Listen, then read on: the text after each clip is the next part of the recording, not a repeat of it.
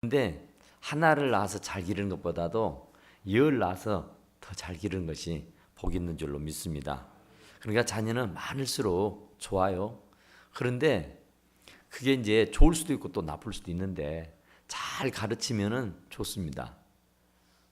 참 어저께 우리 일하고 양부 집사님 가정 식구들이 다 딸들, 사위들, 그 손자들 다 와가지고 같이 식사를 했는데 집사람하고 나 둘이 오면서 참 부럽다.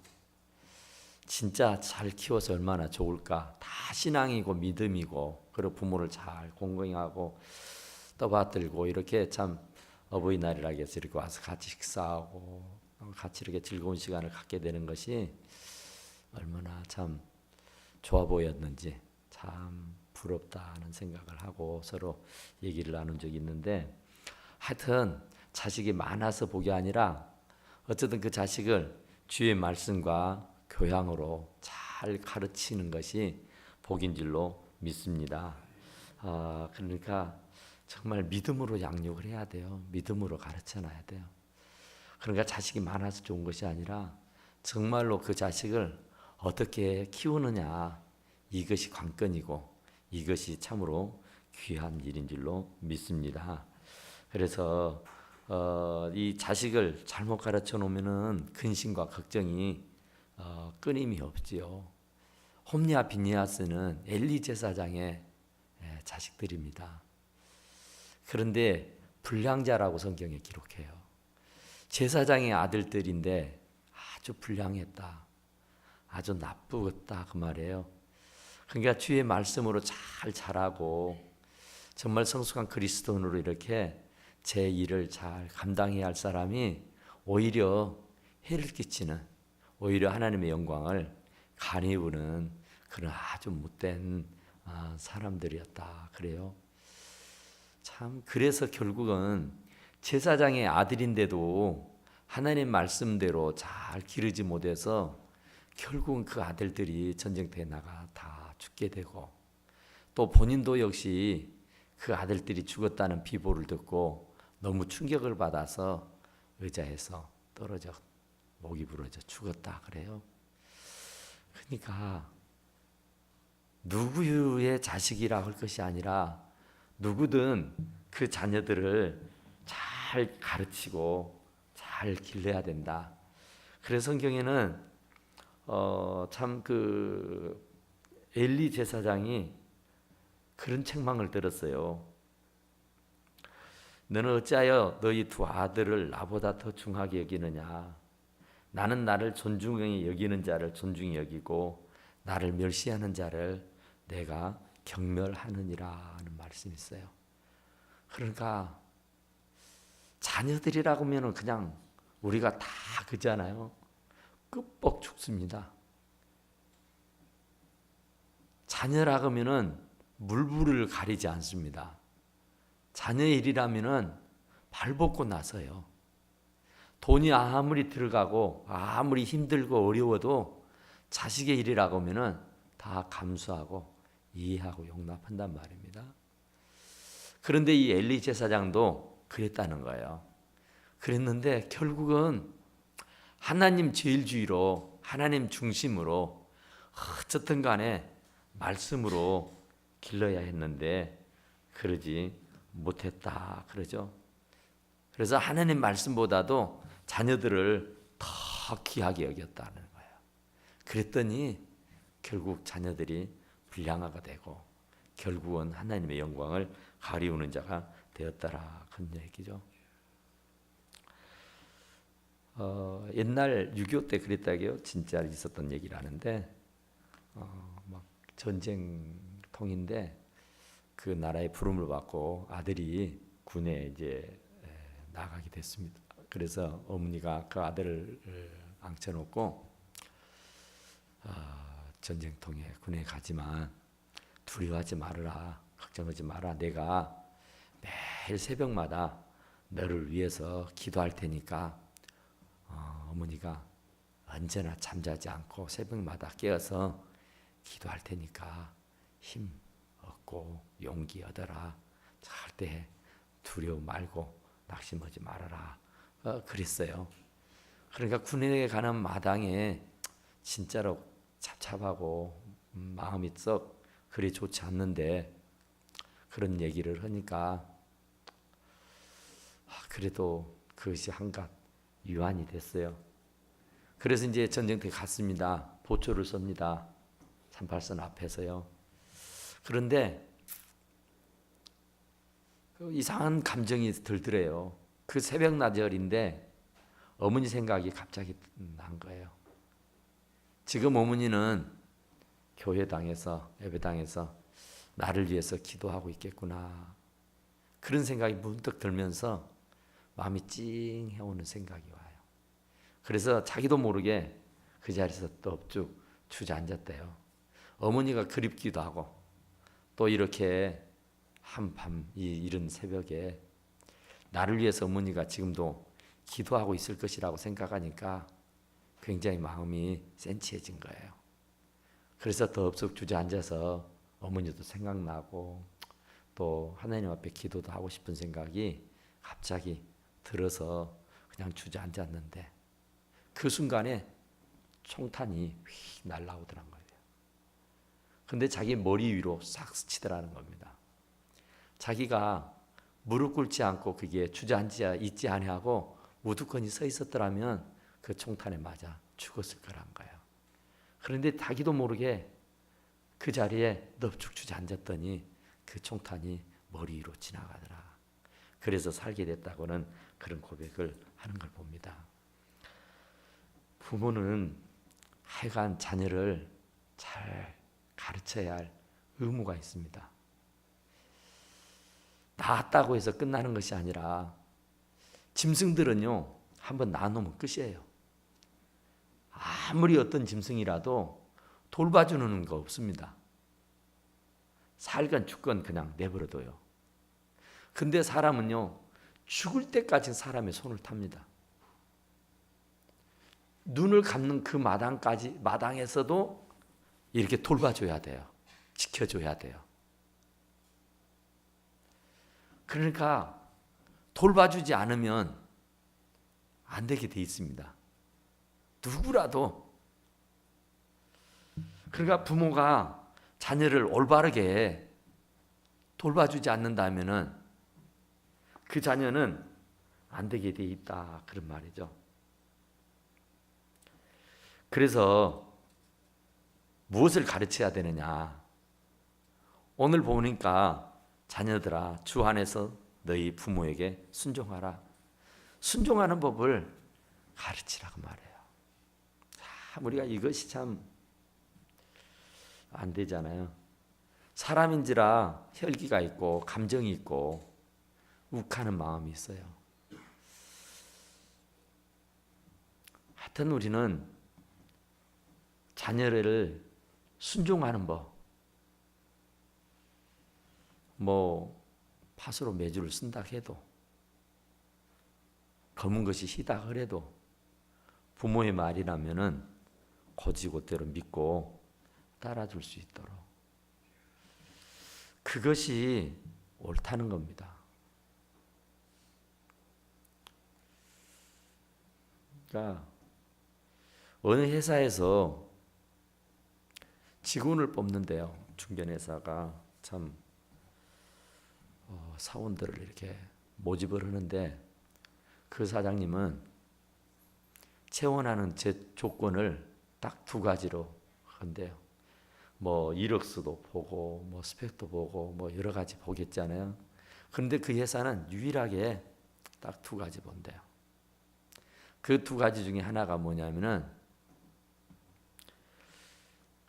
부부 사이가 화목한가, 부부 생활이 완만한가, 그리고 또 하나는 연로하신 부모님을 잘 모시고 공경하고 사는가. 실력은 두 가지, 두 번째래요. 이 첫째가 부부 금술, 두 번째가 부모 공경. 그러니까 부부 생활 잘하는 사람은 비틀어지지 않고 부모 공경 잘하는 사람은 절대로 회사 돈 횡령하지 않고 사기치지 않고 나쁘지 않는단 말이에요. 그러니까 부모를 공경하고 부모를 잘 받드는 사람은 부모의 눈에 피눈물을 내지 않나요? 그러니까 직장 생활을 완만하게 하고 직장 생활을 잘 할 수밖에 없다. 그래서 그 회사가 정말 일취월장하더라, 그런 얘기입니다. 이런 말이 있어요. 매끝에서 효자 난다. 매끝에서 효자 난다. 사람은 맞아야 사람이 돼요. 안 맞으면 이게 원래가, 우리가 지금 창세기 보고 있으니까 알잖아요. 원래가 이 사람이라는 게 불순종합니다. 불순종. 순종을 안 해요. 자꾸 하라면 안 하고 하지 말라면 하게 돼 있습니다. 그게 사람의 본성이에요. 본성. 참 미안합니다. 그래서 매를 맞아야 돼요. 매를 안 맞으면 아주 아니에요. 그래서 그 성경에도 회초리를 들고 때리라 가죠. 안 죽는다고 그래요. 때려도. 그러니까 죽을 만큼 때려서 가르치라는 겁니다. 근데 지금은 어디 그런 게 있습니까? 우리 아들이 지난번 그런 얘기 하더라고요. 저도 그걸 지금도 못 잊어요. 저도 그걸 못 잊고 있는데, 그 아들이 자기가 중학교 2학년 때였다래요. 나는 이제 2학년 때까지는 모르겠는데, 제가 어려서는 저도 성질이 아주 좋지 않아 가지고 막 그럽니다. 다른 사람한테는 그렇지도 못하면서 가족들한테는 굉장히 하여튼 그 배려가 없었어요. 그래서 그날도 아주 내게 신경을 거스리게 하고 말을 따르지 않으니까 제가 손으로 이렇게 때리려고 손찌검을 했어요. 그랬더니 그 아들이 제 손을 딱 잡는 거예요. 딱 잡아요. 아빠, 이제 나는 맞을 나이가 아니 된 것 같다고. 이제는 제가 아빠에게 맞지 않는다고. 그러면서 딱 하는 거예요. 그때 제가 깜짝 놀랐어요. 그리고 그 아들이 지금 하는 말이, 그때 그 이후로 맞아본 적이 없다는 거예요. 그러죠. 그날 그 이후로 제가 손찌검을 안 했습니다. 가르쳐서 때려서 가르칠 때가 있구나. 이제는 때려서 가르칠 나이가 지나버렸구나 하는 거였어요. 그래도 이마음이라도 할 수 있었던 것은 어쨌든 간에 때려서 가르쳤기 때문에. 매끝에서 효자가 난다. 절대로 자식이 상정이 되면 안 됩니다. 옛날에 저희들이 클 때는 그랬잖아요. 혹이라도 뭐 잘못하면은 경찰서를 갑니다. 경찰서를 가면은 제일 먼저 순경에게 부탁하는 말이 뭐라 그래요? 제일 먼저 딱 붙들려 가면은 뭐라 그래요? 저희 집에 알리지 말아 주십시오. 우리 부모님들에게는 절대로 비밀로 해 주십시오. 어떤 죄값을 치러도 제가 받을 테니까 우리 부모님들에게는 해를 끼치지 말아 주십시오. 그랬다고요. 그래도 경찰들이 그럽니까? 부모에게 바로 소식을 알립니다. 그러면 부모들은 벗은 발로 뛰어와요. 그러면서 대부분이 그랬어요. 그때는, 진짜 그때는 교양이 없어요. 그냥 보면 즉시로 손바닥이 날아가죠. 뺨을 두세 대 후려 갈깁니다. 이놈의 자식아, 도대체 이게 뭔 짓이냐고 혼쭐을 냅니다. 그러면 그 아이가 그 자리에서 손이 발이대로 빕니다. 잘못했다고. 다시는 안 할 테고. 이유가 없어요. 이유를 몰라요. 경찰서에 왜 끌려왔는지도 모르지만은 하여튼 경찰서에 끌려온 것은 이건 안 된 거였잖아요. 그러니까 부모가 화가 이빨 나서 두드려 팬다니까요. 경찰이 보는 앞에서. 그런데 대부분의 아이들이 다 그렇게 되면은 손이 발이대로 눈물을 뚝뚝 흘리면서 잘못했다고 다시는 안 그러겠다 그래요. 근데 요즘은 어떻게 해요? 요즘에는 아이들이 잘못해서 딱 경찰서에 잡혀갑니다. 잡혀가면은 뭐예요? 제일 먼저 뭐라 그래요?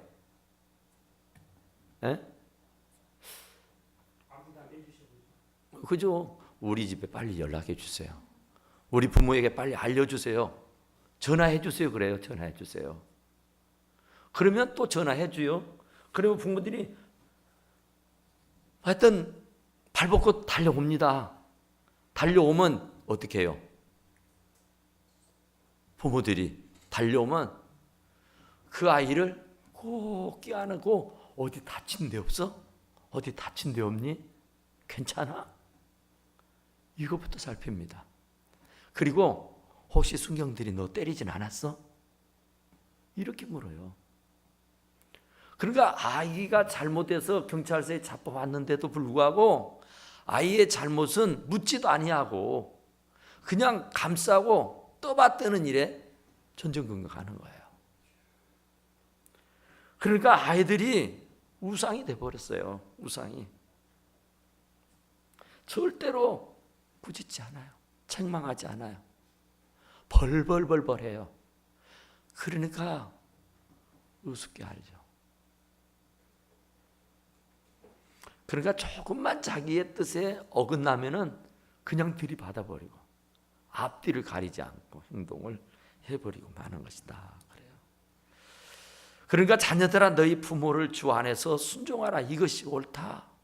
그러니까 우리가 자녀들을 주 안에서 순종하도록 가르쳐야 된다고 말입니다. 죽어도 순종을 안 하니까.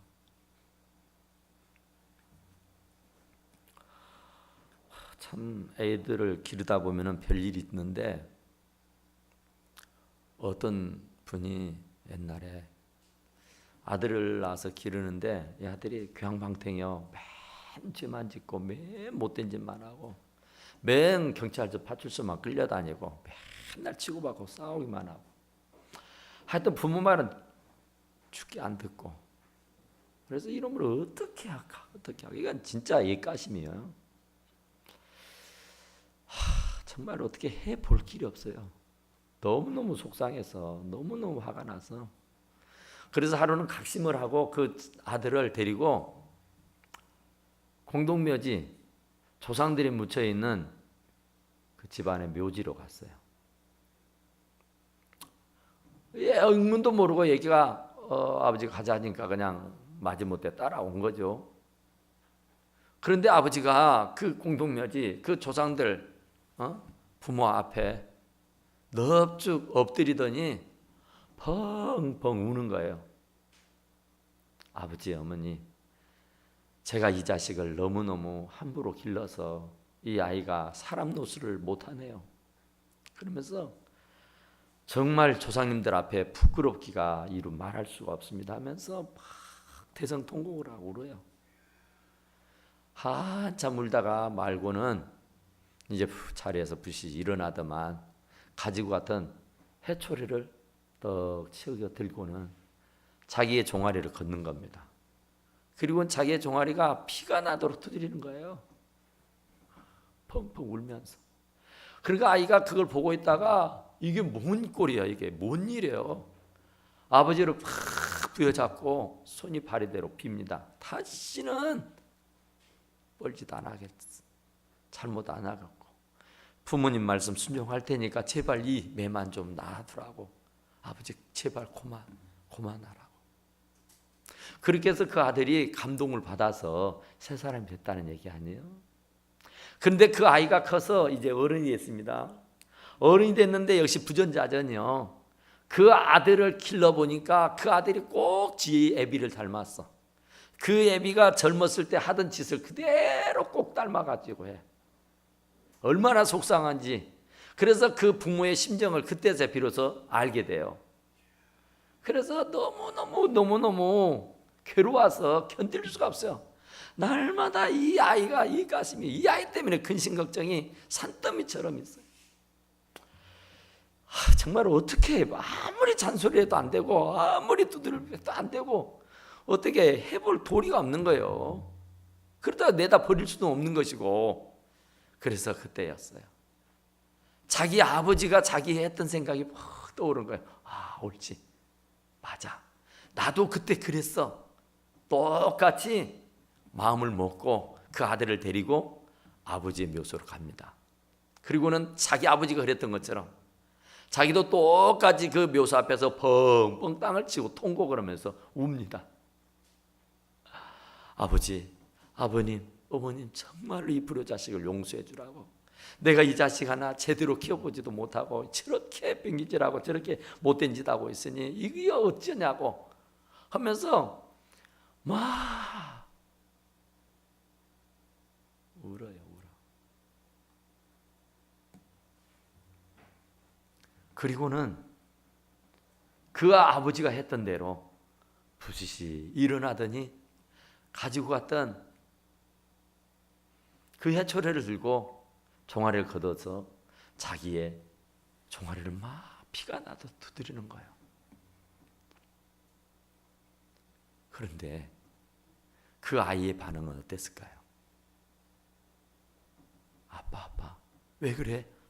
아빠, 미쳤어? 아빠 미친 거 아니야? 왜 이래? 이랬다는 거예요. 자기는 그 아버지가 했던 걸 보고 감동을 받고 감화를 받아서 새 사람이 됐는데 요즘 아이들은 전혀 감동이 없다는 거예요. 미쳤느냐고. 왜? 정신이 이상해졌느냐고. 왜 이러느냐고. 왜 그런지조차도 알지를 못한다라. 그런 얘기예요. 그게 왜 그래요? 잘못 가르쳐서 그런 겁니다.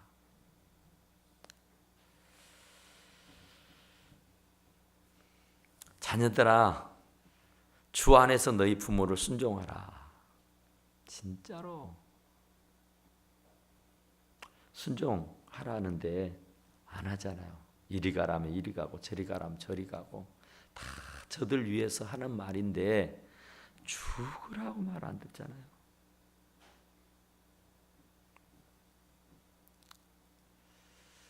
정말 자녀들을 잘 길러야 됩니다. 그 자녀들을 말로 가르치는 게 아니라 행동으로 본을 보여야 돼요. 부모가 샘플입니다. 부모가 어떻게 하느냐에 따라서 자식은 그대로 닮아요. 그러니까 우리는 억지로라도 해야 돼요. 애들이 보고 배우니까.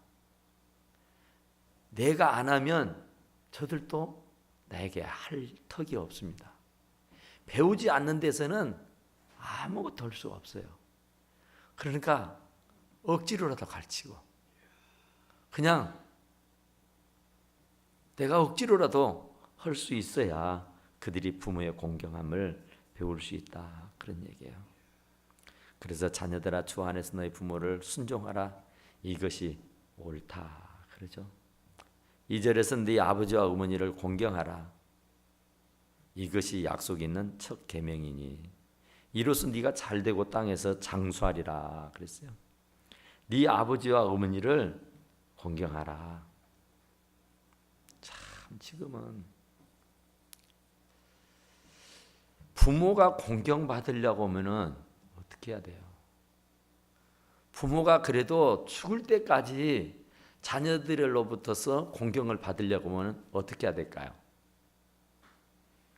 돈 있어야 돼요. 돈.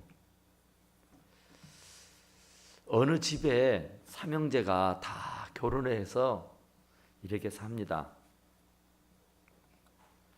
그런데 그 집은 유난히 형제간의 의가 좋고 부모를 잘 공경을 해요. 서로 경쟁하다시피. 근데 그 어머니는 살림이 그리 넉넉한 집안은 아닌데 그 손에가 큰 다이아몬드가 있는 반지를 끼고 있었어요. 언제나 그 다이아몬드 반지를 꼭 끼고 있다가 이 며느리들이, 아들들이 오면은 그걸 자랑하다듯이 이렇게 내비치면서 할 수만 있으면 그 다이아몬드 반지를 막 보여주는 거였어요. 의도적으로. 그러면서 내가 죽으면 이건 누구 것이 되겠냐. 다 네 것이지. 그러니까 큰아들을 만나고 큰며느리를 만나면은 큰아들, 큰며느리한테 똑같이 해요. 그것이 큰 값이 나가는 다이아몬드 반지니까. 그래서 어머니가 돌아가실 때 되면은 저걸 내게 물려주시겠구나. 그래서 그걸 생각해서 더 열심히 섬기고 더 열심히 공경을 했어요. 그런데 큰아들에게만 그런 게 아니에요. 이 어머니는 아주 지혜가 있어서 둘째 아이에게도 똑같이 합니다. 셋째 아이에게도 똑같이 해요. 보지 않는 데서 항상 그들에게 줄 것처럼 얘기를 해요. 그러면 그들이 그것을 받기 위해서, 그 유산을 물려받기 위해서 더 열심히 공력을 들이게 돼요. 정말 서로 경쟁하다시피 부모를 잘 섬겼습니다. 형제간에도 참 우애 있게 잘 지냈어요. 그러다가 그 부모가 돌아가시게 됩니다. 돌아가시게 됐는데 갑자기 온 식구들이 대성통곡을 하면서 우는 겁니다. 땅을 치며 통곡을 하는 거예요. 왠지 아세요? 다야가 아니거든. 가짜였거든. 그것 보고 여기까지 달려오고, 그것 보고 간쓸게 다 내주고, 그것 보고 열심히 섬기고 베풀었는데 알고 보니 가짜야. 그것이 얼마나 원통스럽던지 땅을 치고 통곡을 하더라. 그런 얘기예요. 지금이 그런 시대가 돼버렸어요. 미국의 16대 대통령이 아브라함 링컨이잖아요. 아주 유명한 일화가 있습니다. 아브라함 링컨은 20살이 되도록 그 손에 괭이자리를 놓아본 적이 없답니다. 학교를 거의 안 다닌 사람이에요. 무학력자다시피 해요. 가난해서 학교를 다닐 여력이 없었어요. 그러니까 20살이 되도록 그 손에 찐이 박히도록 노동을 하고 살았단 말입니다. 참 엄청나게 고생을 했어요. 어마어마하게. 그런데 어떻게 해가지고 미국의 16대 대통령이 되잖아요. 이제 대통령이 돼서 우여곡절이 있었지만 하여간 대통령이 됐어요. 그리고 이제 상원 의원들 이렇게 딱 앉혀놓고 취임 연설을 합니다. 취임 연설을 딱 하려고 이렇게 딱 폼을 잡고 이렇게 단위에 섰는데 상원 의원 하나가 딱 손을 들고 얘기를 하는 거예요. 자,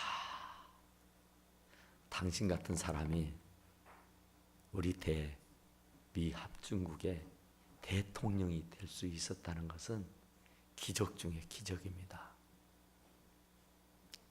정말 우리가 당신을 너무나도 잘 알고 당신의 아버지 또한 우리가 너무나도 잘 아는데 어떻게 당신 같은 사람이 우리나라의 대통령이 될 수 있었는지 이건 아이러니하다. 너무 신기하고 놀라운 일이라고. 아주 칭찬인 듯 들렸어요. 그리고 나더니 그가 신고 있던 신발, 구두를 딱 벗어서 지켜듭니다. 이 구두 누가 만든 것인 줄 아느냐고. 오늘 취임을 하게 되는 아브라함 링컨 아버지가 만든 구두다고. 이 아브라함 링컨은 아버지가 고린내 나는 구두나 수선하는 그런 하찮은 직업을 가진 그런 사람이라고 아버지를 하대하는 거였어요. 그러니까 사람들이 그 얘기를 듣고 다 이쪽이쪽 하는 겁니다. 진짜 창피하고 정말 쥐구멍이라도 들어가고 싶은 충동이 막 오는가 싶었어요. 그런데 링컨은 그 얘기를 듣고 정색을 하고 얘기합니다. 네, 저희 아버지는 구두 수리공 맞습니다.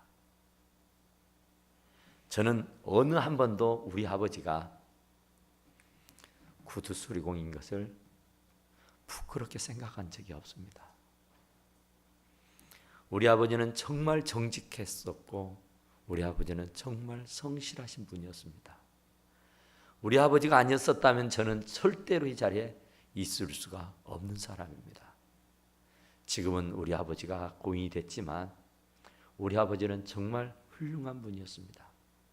혹 여러분들 중에 저 상훈 의원처럼 우리 아버님이 지어주신 신발을 신고 계신 분들이 더러 있을 줄 압니다.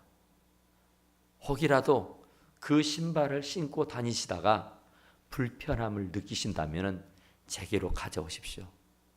제가 잘 수리해 드리겠습니다. 저도 우리 아버지 어깨너머로 수리하는 법을 약간은 배웠습니다. 우리 아버지만은 못하지만 저도 여러분들의 구두 정도는 수리해 드릴 수 있으니 언제든지 불편하시면 제게 가져오십시오. 그랬던 거예요. 그러니까 만장이 박수가 나오는 거예요. 사람들은 그 아버지를 욕보이려고 했지만 그 아들은 그 아버지가 당신의 영웅이었었다고 얘기하더라. 그런 얘기입니다. 바로 자식을 잘 가르쳐 놓으면 그러는 겁니다. 자식을 잘못 가르쳐 놓으면 평생 왼수지만 자식을 잘 가르쳐 놓으면 영광이 따라오게 되는 줄로 믿습니다.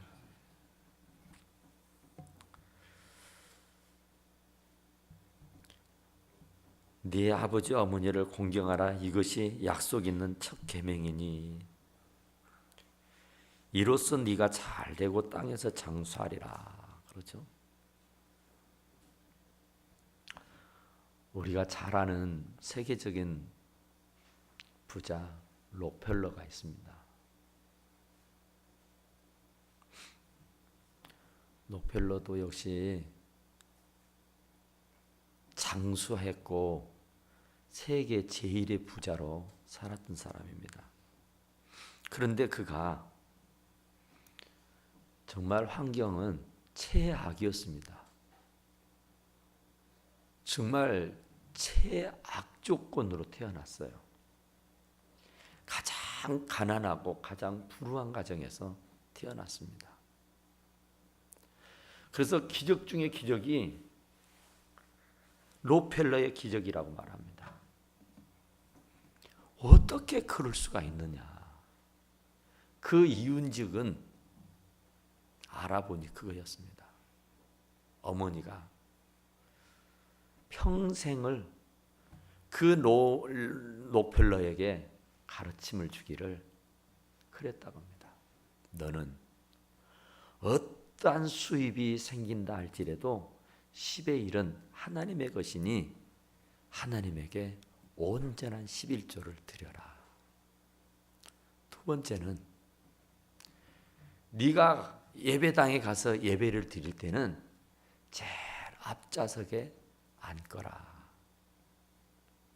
세 번째로는 목사님이 하나님의 말씀을 전할 텐데 그 목사님의 말씀을 하나님의 말씀으로 받아라. 이 세 가지였답니다. 그래서 노펠러는 그 세 가지를 가슴에 꼭 담고 일평생을 그 말씀을 실천하고 살았던 겁니다. 그랬더니 네 아버지와 어머니를 공경하라. 이것이 약속 있는 첫 계명이니 이로써 네가 잘 되고 땅에서 장수하리라 그러죠. 그러니까 바로 이 록펠러가